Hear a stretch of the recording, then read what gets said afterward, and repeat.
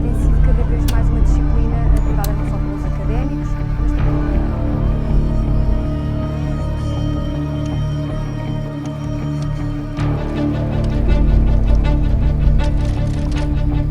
contratuais a termo certo, a termo disciplinado,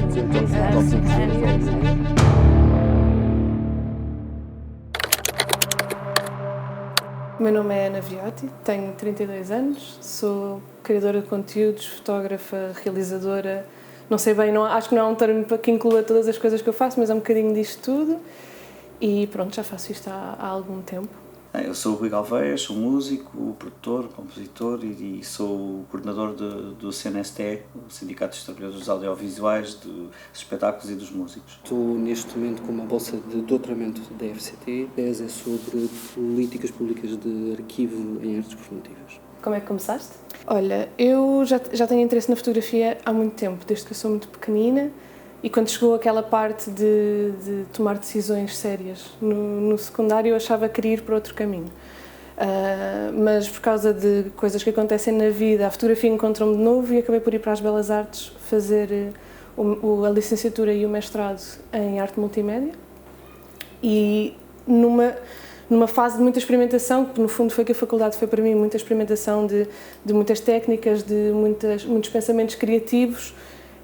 O que acabou por me chamar mais foi a música. E no fundo o que eu queria era perceber como é que se faziam discos, como é que os músicos compunham, como é que eles subiam ao palco, como é que andavam em tour. E surge esta ideia de trabalhar na área da música sem a possibilidade de trabalhar na área da música. Porque obviamente não há essas oportunidades assim disponíveis para quem não tem experiência ou para quem nunca fotografou na área. Então eu pensei, bom, vou criar a minha oportunidade e depois pode ser que alguém note. E eu e mais duas amigas criámos um blog de música, começámos a fotografar, a ir a festivais, a concertos, fazer entrevistas a músicos e assim uma data de coisas. E o objetivo era, eu gostava profissionalmente, eventualmente, de fazer isto. Tinha outros trabalhos paralelos, trabalhei na área da publicidade durante... Entretanto, a Sara Cunha, que na altura fazia comunicação no Music Box, uma sala de espetáculos ali em Lisboa, mandou-me uma mensagem a dizer: tenho um desafio para ti, temos este projeto, queríamos fazer um mini documentário quando os músicos vêm cá tocar à nossa sala, queres experimentar? E eu tipo, olha, sure, bora fazer isto, 2016. E foi assim o meu primeiro emprego na área da música. De um modo geral, como é que nós podemos descrever a evolução das políticas culturais em Portugal nas últimas décadas, desde o 25 de Abril? O paradigma do trabalhador precário, que existe desde sempre, tem várias reformulações no meio cultural. É quase um epifenómeno, se bem que é uma tendência europeia, ocidental, claríssima, mas a ideia de que em Portugal o trabalhador da cultura não tem um contrato é quase um epifenómeno que se torne de facto a figura defendida pela criatividade, pelas políticas da criatividade. Já que a cultura e o entretenimento são formas... existem em tantas formas e estão tão presentes na nossa vida, porquê é que tu achas que é uma área tão subfinanciada em Portugal? Por muito que nós achemos isso, eu acho que não é considerado um bem de primeira necessidade. Embora se fale muito das terapias pela música e muitas coisas faladas da educação, se tu fores a pensar das primeiras coisas que acabam por ser não financiadas, é sempre a cultura. Nós vimos isso com a pandemia, a primeira coisa a ser cortada foi a cultura, mas também foi a primeira coisa a reabrir. Portanto, deixa assim um questionamento no ar. Eu acho que é uma questão de mentalidade. Eu acho que a nossa sociedade não tem isto incutido nela por questões culturais e não há ninguém a incentivar isso hoje em dia ainda, que para mim é preocupante, porque é a minha área de trabalho, é uma coisa em que eu acredito muito e consigo ver em primeira mão o que faz às pessoas. Quais são as principais reivindicações do sindicato? Bem, o sindicato, para já, reivindica o mesmo que o movimento sindical unitário, porque a realidade que os trabalhadores da cultura hoje vivem é muito semelhante a uma grande parte dos trabalhadores em geral. O fim da precariedade, o aumento geral dos salários, porque eles são fundamentais para uma vida melhor, para combater o custo de vida e a dificuldade que temos. Hoje, no trabalho da cultura, como na maior parte dos trabalhos, grande parte dos profissionais da cultura, dos trabalhadores, empobrecem a trabalhar, essa é a realidade. Portanto, essa é uma das reivindicações fundamentais, o aumento de salário mínimo, o aumento geral dos salários, dos cachês e da prática de outros valores no setor da cultura. E depois reivindicamos uma coisa que é fundamental para o nosso setor e para aquilo que é a nossa realidade hoje, que é uma outra política para a cultura baseada num orçamento de Estado adequado a um Ministério da Cultura que tenha uma intervenção no setor que altera a realidade. Ou seja, essa intervenção não é transformar o serviço público num Serviço Nacional de Cultura, nós não vamos ao músico, vamos ao médico, não é a mesma coisa, não é? Mas há toda uma realidade que seria transformada com uma intervenção de fundo pelo Orçamento de Estado e por uma política cultural, porque a gente pode ter muito dinheiro, mas podemos continuar a defender a privatização do património ou parcerias público-privadas nos teatros portugueses e uma lógica de lucro, em vez de uma lógica de criar condições para a diversidade e para o acesso à fruição cultural, como a nossa Constituição defende, o acesso à fruição e à criação. Nós evoluímos de uma situação de precariedade para uma situação de contratos de trabalho, evoluímos depois para os contratos de trabalho sem termo, evoluímos depois para relações laborais muito mais saudáveis, como no grupo Oparte, que tem a São Carlos, a Companhia Nacional Bailado e a Orquestra Sinfónica Portuguesa, em que conseguimos um acordo de empresa que muda a realidade, defende desde a inclusão do regulamento, que era um regulamento que era pela prática da Orquestra Sinfónica no acordo de empresa, que não tinha força de lei, agora tem pelo menos força de lei, até à valorização dos salários mais baixos, a evolução das carreiras, a possibilidade de chegar mais longe na carreira, porque os escalões para a progressão na carreira estavam limitados.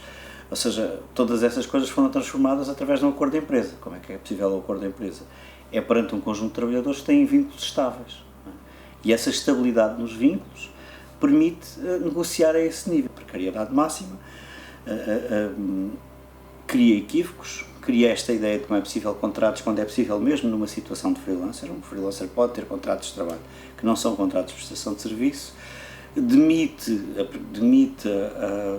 a relação entre os patrões e os empregados, ou seja, as pessoas que vão trabalhar para alguém dentro de um horário, dentro de um espaço que não é o deles, com equipamento, preferencialmente com equipamento que não é o deles. Ou seja, os trabalhadores chegam muitas vezes a relações em que estão numa situação de precariedade com uma absoluta desresponsabilização por parte de quem os contrata. A quem faz um grande esforço, como por exemplo muitas estruturas que são apoiadas pela DG Artes, que procuraram contratar, mas com as dificuldades que têm depois na suborçamentação, as estruturas acabam por muitas vezes ser obrigadas, querem contratar, querem criar estabilidade, mas depois não têm valorização suficiente para manter carreiras mais longas nos espetáculos, períodos de trabalho mais contínuos, um investimento a maior prazo naquilo que é a sua programação e a sua perspectiva e o seu desenvolvimento e a sua criação cultural. Para ti, uma pessoa que trabalha na área da cultura, quais é que são os maiores desafios que tu vês no teu dia-a-dia enquanto trabalhadora? Nós somos quase todos precários, não é? Nós trabalhamos quase todos a recibos verdes, portanto tens essa insegurança financeira base. Por exemplo, agora, estávamos a falar antes da entrevista e eu a brincar, apanharam-me num fim de semana interessante, porque o verão, por exemplo, para nós da área da música, é a altura de maior trabalho, não há férias de verão. O verão são os 2, 3 meses, 4 meses em que nós trabalhamos mais e estamos a acumular tipos quilinhos porque não sabemos o que é que vai ser o inverno.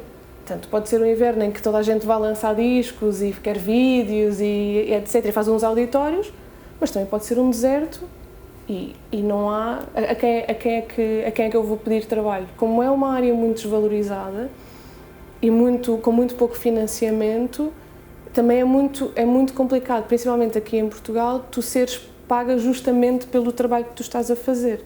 Não é por má vontade, muitas vezes, dos artistas de não quererem pagar aos profissionais.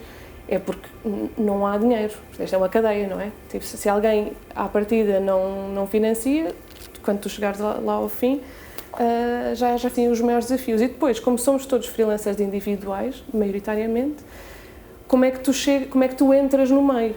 Que é uma coisa que o meu percurso diagonal começou com eu ser uma ganda chata e queria muito entrar, então comecei a tentar mas há quem não tenha a possibilidade de fazer isso. Portanto, como é que tu te mostras? E depois tens o problema todo das redes sociais, que tu se calhar tens que te projetar de uma forma para as pessoas te verem.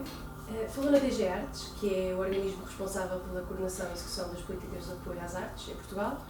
Qual tem sido a estratégia da DG Artes para promover as artes e cultura? Eu acho que o problema da DG Artes, ou seja, a estratégia não pode ser da DG Artes, tem que ser dos governos. Essas políticas e a forma estrutural como as políticas estão implementadas levam muitas vezes a falhas, a atrasos na distribuição das verbas.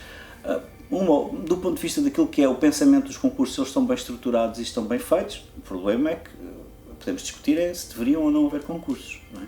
Se a lógica concursal serve aquilo que é a função primordial da cultura.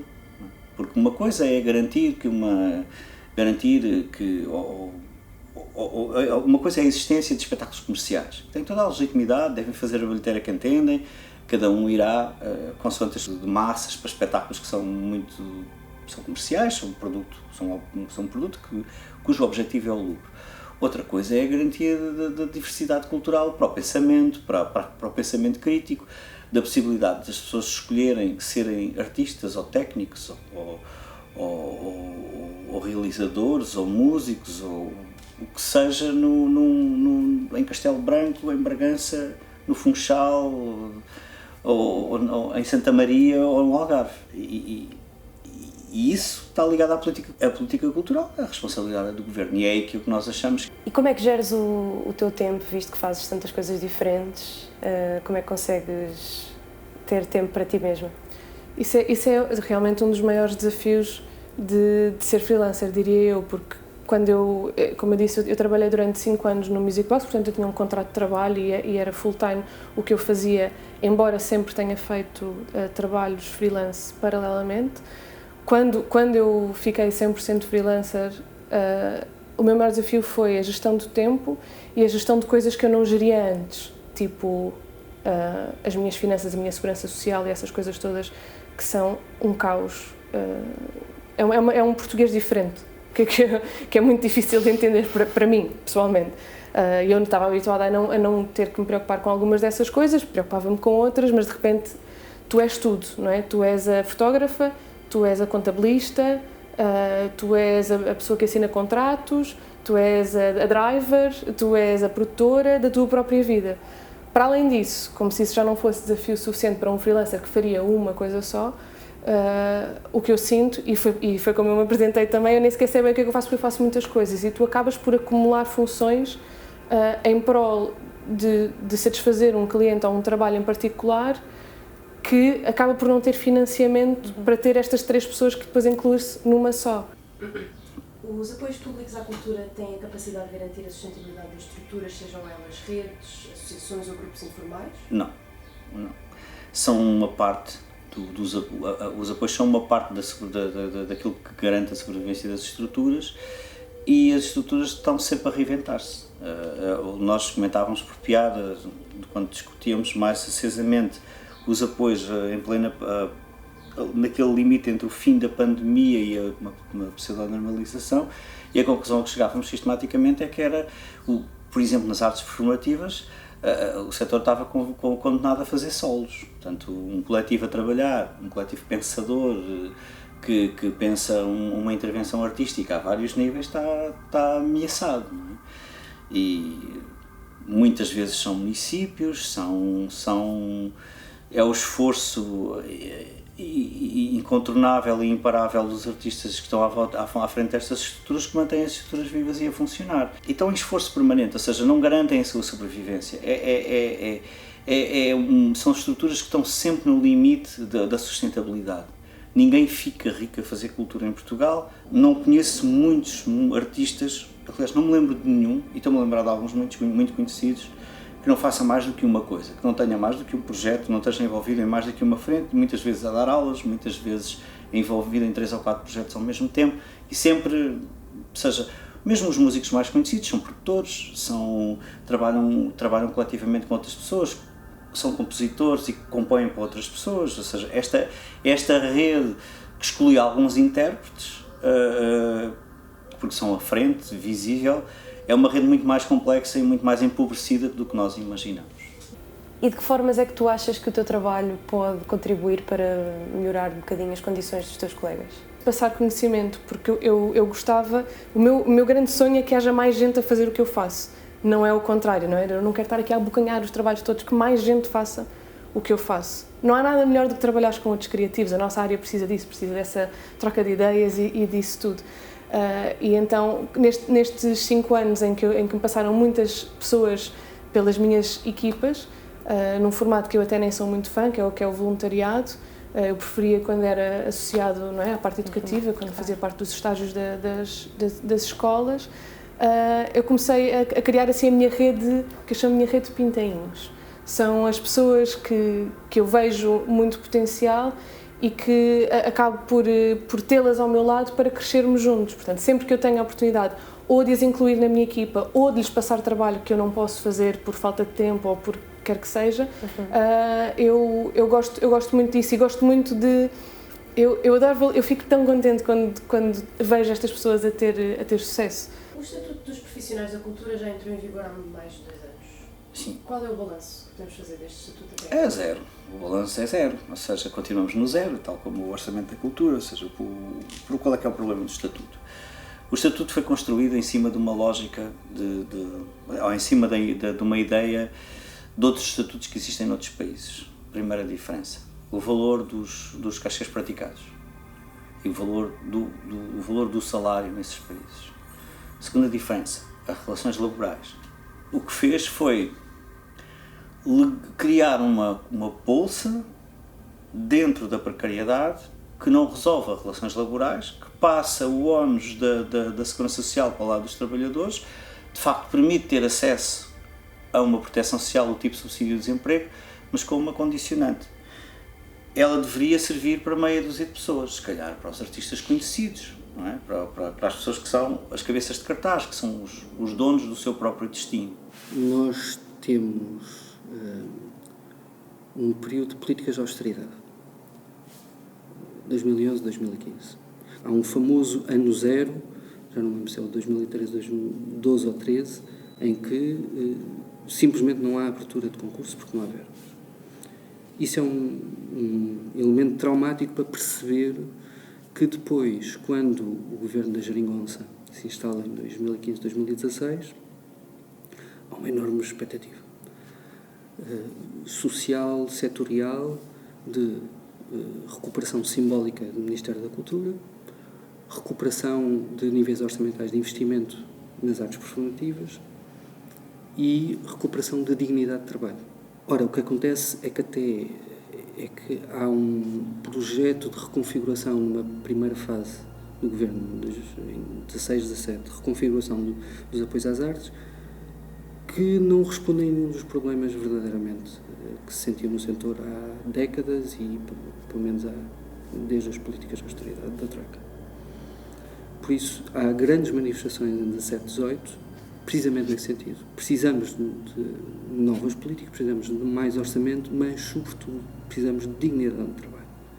E é daí que vem a exigência orgânica das associações do setor, das manifestações, de queremos um estatuto. Precisamos de um regime de proteção social que não seja apenas o em vigor dos recibos verdes, dos trabalhadores independentes. Isto, no fundo, qual era a exigência? Era duas vias paralelas. Por um lado, havia um programa e, por outro, uma política. O que é que isto quer dizer? Quer dizer, um programa governativo de criação de um estatuto. Isto é uma coisa complicada, exige reformulação administrativa, burocrática, porque estava-se a criar, paralelamente ao regime geral de contribuições para a segurança social, estaria-se a criar um regime paralelo. Um operador de câmara que trabalha na Plural ou na SP Televisão ou que faz cinema é um trabalhador dependente, ou seja, tem uma relação laboral com chefias, é um trabalhador, não é um independente. E colocar 100 e tal profissões dentro do mesmo estatuto é um erro logo à partida, porque legaliza a precariedade. O que é que mudou? Perante a obrigatoriedade de pagar 5% à Segurança Social por entidades patronais, uma rejeição, uma tentativa de convencer os trabalhadores a não serem trabalhadores da cultura e a passarem os outros, o recibo verde na lógica de outros prestadores de serviços, fez esse tipo de pressão e esse tipo de bullying, continua a ser uma ferramenta de bullying. Por exemplo, a ideia que o trabalho noturno, e isso o Estatuto é perverso, porque normaliza coisas como o trabalho noturno, mas normaliza coisas como o trabalho noturno para um operador de câmara, que tem um trabalho 9 to 5, devia ser 9 to 5, e é 9 to 10, 11, midnight, não é? Ou seja, mas devia ser um trabalho de 8 horas ou de 7 horas, não é? Normaliza que se façam jornadas de 12 ou 18 horas, como acontece na publicidade, e que isso é que é normal. É a política, é a ação política. E implicava que é essencialmente o combate à precariedade. Ou seja, teria de haver ação política num setor absolutamente... Ora, nestas condições, exigia-se uma política clara de combate à precariedade. E o que é que se pode dizer que se alterou? Primeiro, na própria Direção-Geral das Artes, os programas de apoio passaram a ter critérios claros, defendidos politicamente pelo Governo e na Assembleia e pela própria Direção-Geral das Artes, onde a avaliação dos apoios também passa por garantir que quem trabalha para as estruturas apoiadas tem contratos. Se isto depois acontece ou não, já lá vamos, mas pelo menos há aí uma alteração política que acho que teve efeitos no terreno. E agora com os programas de apoios essencialmente ao mesmo nível que os anteriores, de repente há obrigações contributivas que comprimem orçamentos. Pode-se dizer que aumentaram claramente de 2015 a 2024. Se é suficiente ou não, eu acho que não, mas pronto, isso passou a ser uma preocupação central da política de investimento nas artes performativas. Outra coisa é o próprio setor público. Isso é tudo o Estado. E o que o Estado faz ou não faz nas suas próprias estruturas orgânicas. O trabalho noturno é trabalho extraordinário, tem que ser pago enquanto tal, tem que ser valorizado. A normalização e a ideia de que, ok, os artistas são diferentes e trabalham de quarta a domingo e à noite, ao ser normalizada, retira a excepcionalidade, e essa excepcionalidade que está na lei é que, por exemplo, determina o valor do salário. Se eu trabalhar à noite, tem que ser pago em função disso. Se eu sacrifico todos os meus fins de semana durante anos e a possibilidade de ter uma vida normal com filhos, porque os meus filhos não vão ter escolas à noite. Um fator muito engraçado que alguém falava no outro dia quando estávamos a falar sobre tabelas. E como é que se calculam tabelas? Como é que se propõem tabelas? Fora de uma estrutura de trabalho convencional, em que há um contrato de trabalho e uma estrutura de poder, não é? Que era a isenção de horário. Um freelancer é um gajo com isenção de horário. Não pode ganhar o equivalente ao salário mínimo no seu trabalho. Tem que ganhar o dobro ou o triplo. E isto tem que ser é fundamental esta tomada de consciência, porque mesmo que não se passe do recibo verde para o contrato, se numa primeira fase, ao passar o recibo verde, nós percebemos isto, percebemos o que é que estamos a vender e o que é que estamos a perder quando passamos um recibo verde. E isso é que tem que estar em cima da mesa. Não é o recibo verde como uma ferramenta de bullying, porque é isso que se passa hoje, como um ponto de partida que abriu conversas como trabalhador no setor cultural. Um ator, um músico, um compositor, por muito conhecido que seja, por muita dimensão que tenha pública, tem na sua vida essa palavra, passou a existir como trabalhador. O processo de discussão do Estatuto com o Governo foi muito complexo. Eu acho que eles perceberam que aquilo que nós queríamos não corresponde àquilo que eles nos deram e aprenderam imenso. Entretanto foram-se embora e vieram outros e estamos outra vez no zero. Eu não posso dizer que tenha havido um plano sustentado, concertado dos governos desde que se instalou pelo menos o Estatuto até agora para, número 1, no próprio Estado fazer vinculações em massa, que era isso que era preciso, e número 2, a garantir, a promover o Estatuto como via do setor estabilizar a sua proteção social. Ou seja, nunca vimos o Governo particularmente preocupado em promover o seu próprio Estatuto, essencialmente o acesso ao subsídio de suspensão de atividade, ou seja, um subsídio que é ativado depois de um prazo de garantia ou de rendimentos de garantia que dão direito ao trabalhador cultural, ao trabalhador da cultura, de aceder a um subsídio que é mais flexível e mais adaptado aos tempos de trabalho do setor. Mas vinha com isso, para um trabalhador independente, vinha com isso uma obrigação de contribuições maiores do que no regime geral. As poucas pessoas que conseguiram alcançar o patamar em que tinham direito ao subsídio iam aos serviços da Segurança Social, pediam um requerimento, havia uma certa dúvida dos próprios serviços como é que aquilo era lido, e depois ficava ali durante, quer dizer, o tempo médio era acho que de 4 meses para a atribuição do subsídio. Ora, um subsídio que se pensa adaptável, flexível, rápido aos tempos de um trabalhador da cultura, obviamente que isto destrói qualquer confiança do contribuinte com a Segurança Social. Os trabalhadores continuam no regime geral, ou meio-meio, ou não tenta sequer perceber que vantagens é que pode ter, já desistiu mais ou menos. Por que razão é que só trabalhadores independentes e trabalhadores com contratos de curta duração é que são previstos no regime dos estatutos? Manteve-se reduzido este universo de trabalhadores independentes, recibos verdes e contratos de curta duração, o que, aliado aos mecanismos que desmotivam a adesão a ele, ainda cria uma impressão de que só promove ainda mais recibos verdes. Ou seja, e com tantos constrangimentos, tu achas que é uma profissão... achas que isso acaba por afastar as pessoas da profissão? E, portanto, ou seja, se até tu já te sentiste colocado em causa e pensaste se calhar isto não dá mesmo, não é para mim?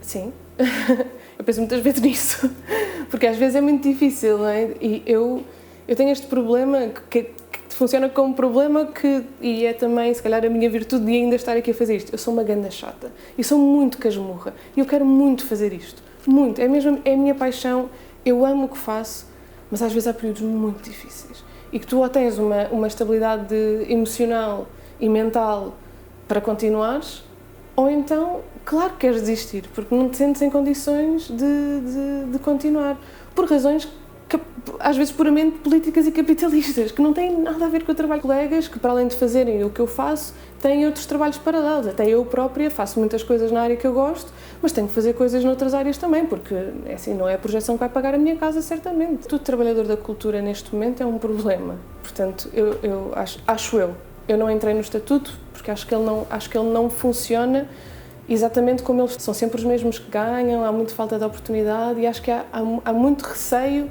da novidade. E então, o setor da cultura hoje em dia é de algum modo atrativo para as camadas mais jovens? Eu acho que é sempre. Eu acho que o setor é por si atrativo, naturalmente. Aquilo que nós fazemos é extraordinário. A importância daquilo que é a cultura